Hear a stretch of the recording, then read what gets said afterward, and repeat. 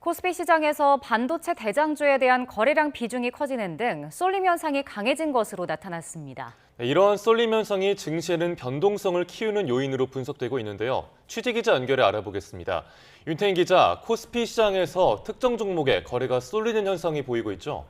네, 그렇습니다. 한국거래소 통계를 분석해보면 전체 시장의 하루 평균 거래량과 비교할 때 삼성전자의 거래량 비중은 지난달 4.95%에서 이번 달은 지난 19일까지 기준으로 6.24%로 집계됐습니다.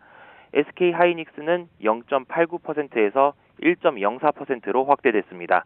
반도체 투톱의 거래가 몰리면서 우선주나 이들 종목의 지분을 보유한 대형주의 거래 비중도 같이 늘어났습니다. 삼성전자 우선주는 하루 평균 거래량 비중이 지난달 0.88%에서 이번 달 1.14%로 커졌고, 삼성전자 지분을 가진 삼성생명과 삼성물산 비중은 각각 0.08%에서 0.11%로, 0.12%에서 0.15%로 확대됐습니다. SK하이닉스 지분을 보유한 SK스퀘어도 0.15%에서 0.21%로 커졌습니다. 이런 탓에 현대차의 거래량 비중은 지난달 0.37%에서 이번 달 0.29%로 작아지는 등 여타 대형주에서는 거래량 비중이 줄어드는 모습도 보입니다. 네, 이런 쏠림으로 시장의 불확실성도 커진다고요? 네, 증권가에서는 특정 종목의 거래가 몰리며 증시 변동성도 더 커졌다는 분석이 나옵니다. 지난주 SK하이닉스의 시가총액은 우선주를 제외한 삼성전자 시가총액과 비교할 때 95%까지 오르며 쏠림 현상이 극대화되는 모습이 보였는데요.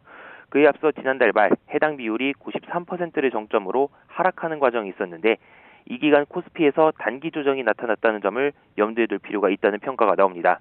또 지난 19일 코스피가 오후 들어서 극심한 변동성을 보였는데, 이에 대한 배경으로 미국과 이란 간 서명식 연기에 따른 휴전 불안 외에도 소수 업종으로의 쏠림 현상이 꼽혔습니다.